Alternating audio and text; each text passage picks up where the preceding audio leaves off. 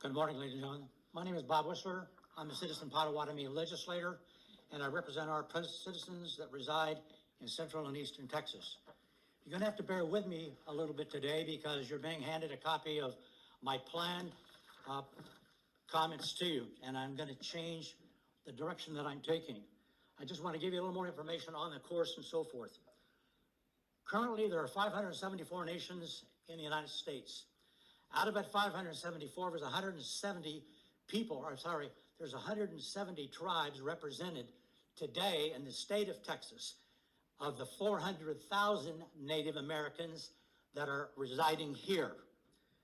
The American Indian Native Studies course was designed to be very flexible. Initially, there were 11 nations here, approximately 11 nations in the state of Texas. Literally all were removed. With the exception of the 3 that are currently still here. And I know that you're trying to take a look at the course as it represents the state of Texas, but because of the number of people that are from all the different tribes, we designed the course so that the individual student could explore the course and determine what was there. The course is not cast in stone. It's set up to be used, and it is used today in Grand Prairie and in other areas where it's very flexible. We didn't mean to just say it's this or it's that. Yes, there are some small things that we probably have included that might be insignificant. So what? It's going to be excluded anyway by the teacher, and they'll concentrate on what really is meant to be. Because of removal of the nations and so forth, and then the ultimate relocation, just like the people that I represent here, that came from Texas and so forth, we need a course that's broad, not something like other states present where all they talk about are the natives in their state. It does not achieve what we want to achieve, and that is to take the students that are here and let them learn about their own history. It's fine for them to learn about Texas, but they really need to be exposed back to their history and the way they grew up. In summary, I ask that you put this class that meets the TIG standards on the agenda for your next meeting, and I thank you.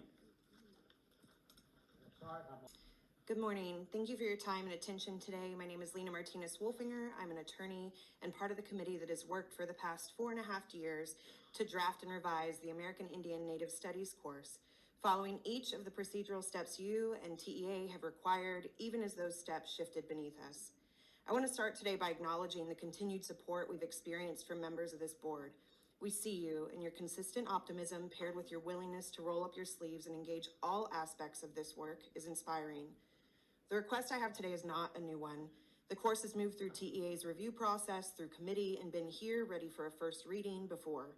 The content has been vetted, and when given the opportunity, we have listened to your concerns and addressed them more efficiently than any board or committee I've ever witnessed, thanks to the collective expertise that exists within our community. It is time. It's time to stop the historical exclusion of this content from our education systems. You've heard from so many of those who support this course that we connected to and learned about Native studies after leaving Texas public schools. And I think there's 2 really important realities embedded in those testimonies. One is that it didn't prevent us from finding the information. It just made us mad when we found out that it was kept from us and affirmed our need to ensure that it didn't happen to other kids like us. The second is that there's room and capacity for you to put in the work as well. We're here to work with you and revise again for clarity if you give us the chance. This course is important not only because it adds diverse and contending perspectives to our course offerings, but also because it adds dimension to an often flattened American Indian experience by asking students to examine the diverse and contending perspectives that exist within the Native community of nations. It isn't about a nice thing that you can do for American Indians. It's about offering full and honest content to our students.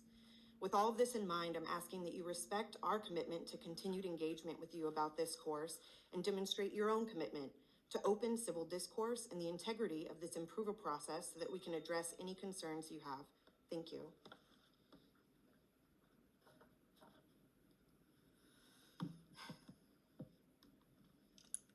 Hello, my name is Kennedy Cortez. I am a student at the University of Texas at Austin.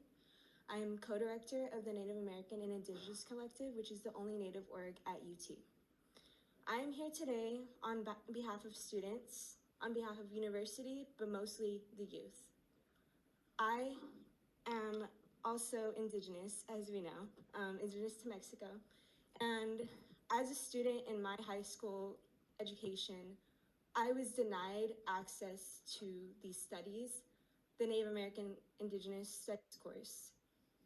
As somebody who has cousins who are currently in high school, and more importantly, as somebody who just talked to the folklorico dancers who just performed for us today, we see that students want to have this course. My cousin just came this past weekend, and she's currently enrolled in the African American Studies course. And she asked me why there isn't a Native Studies course. And the fact that not only do we know that they want them, but they're asking, the students in Lubbock, I just talked to them, they're also wanting the Native Studies course. And so I think it's very important that we realize why we're here today. We're here for education, we're here for the students, and to deny something that is so important, that has had so many gaps. There is not any record of Indigenous people after 1900s. And this is something that encourages violence towards Indigenous people because it only leaves stereotypes. And whenever we look at the statistics, in Lubbock alone, there are 56 petition signatures that we have gathered, with a total of 917. And so I want us to really think about today, you know, we had these students here, we had this youth here, and this is who we are meant to serve. And I want to urge Chair Kinsey and the board members who have expressed concerns to have face-to-face meetings with the curriculum writers, because we have offered face-to-face meetings, we have offered our time and energy, and I think it's time to respect the youth because you guys are here for us. Thank you. And I'm open for any questions, and I encourage them. Thank you. Orlando, Laura? Can I start? Hello, my name is Orlando Lara. I'm presenting support materials for the American Indian Native Studies course on behalf of the Ethnic Studies for Texas Schools Coalition. Kennedy already reported some of the numbers. I'm going to send these documents to you a little bit later. One thing I'll add is we're now up to 60 organizations in Texas that support the course, 5 tribal councils and Native organizations, 3 college-level Native student groups, 2 community groups from Lubbock. And you guys have all received, by our count, more than 276 emails in the past few months. So the community support is there. I think we've established that. In January, Chair Kinsey said he looked forward to engaging in more conversations and expressed his desire to learn more. And we are confused, frankly, about what happened with those conversations and if this learning more happened and with who. And together with Kennedy, I share her call to for the board members who do have concerns to actually have face-to-face meetings with community members, break some bread, have some fry bread. Let's have a real conversation. It shouldn't be illegal to do that. And let's do that in the next 2 weeks before the next agenda item is finalized. The wall of silence has to be broken on this. We can get this done. We have time to review a 10-page course in 4 months. It's not that hard. But the process has to begin now, and the course has to be added to the agenda in June. Creating social studies TEKS is important. African American Studies spent 1 year as an innovative course and was added to the social studies TEKS in 2020. It had 72 students enrolled when it was an innovative course. When it became a TEKS course, it jumped to 2,100 students, a huge jump. Why is an American Indian Studies not being given the same opportunity? Students want ethnic studies. MAS and African American Studies are the most popular high school level social studies electives. 21,000 students are taking them. For the past 3 years, both of them have been the most popular courses. So I want my daughter to be able to take this class when she's in high school. Sir, so let's work together and get these comments. TEKS done. Thank you. Thank you.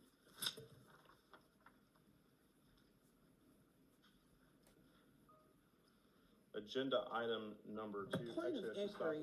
inquiry. I thought on Fridays we are able to ask questions to both the chair and staff about the testifiers, but we can't engage with the testifiers.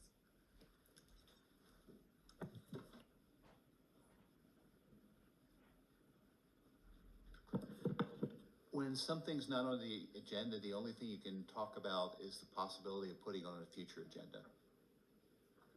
And I do have questions about that particular, not for the testifiers, but for staff and for the chair.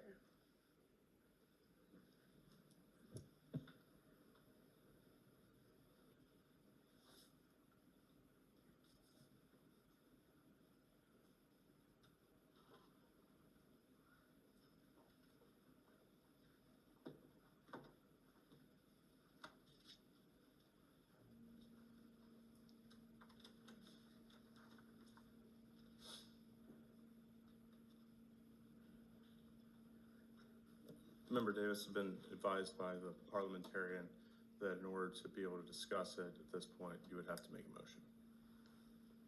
And what would that motion need to look like? Just a motion to ask questions or?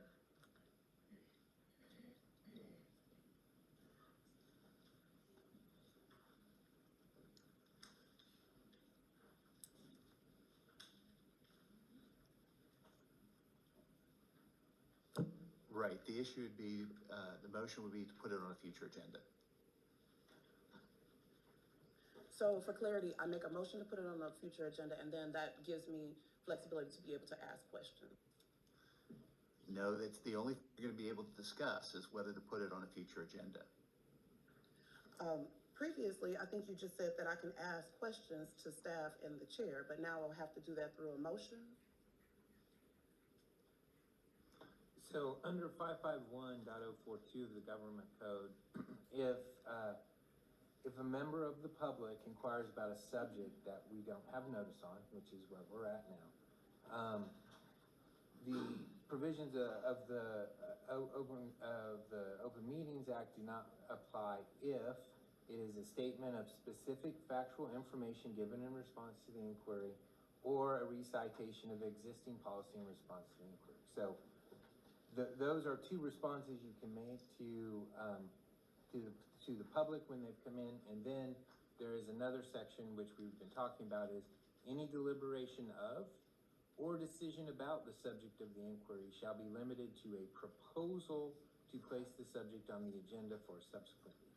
So for the first option, you said I can't give responses to the public in a general statement? There has to be a statement of specific factual information or a recitation of existing policy. Okay. I would like to give a statement of specific factual information. In our last meeting, I talked to Chair Kinsey about actually having conversations to move this forward and what it needs to look like for standards. He did promise both me and Member Hardy he would talk to us about the standards, but we have never had that conversation.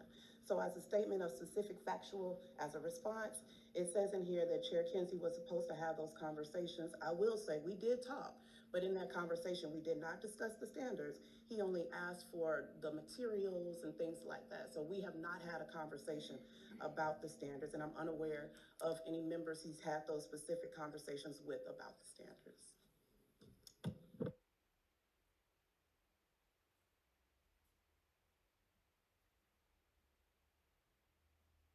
Does that complete your remarks, Member Davis?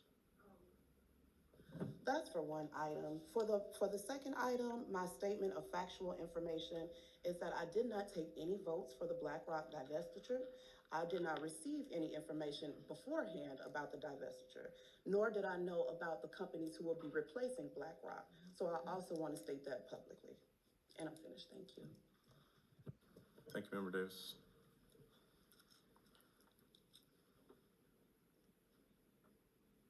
I'm ready to move on to agenda item number 2. Are y'all? Dr. Belmetro. I would like to make a statement of fact regarding the subject of these two issues raised by Member Davis. I have received hundreds and hundreds and hundreds of emails about these issues. So I am wondering why we are avoiding these issues. That's my statement of fact.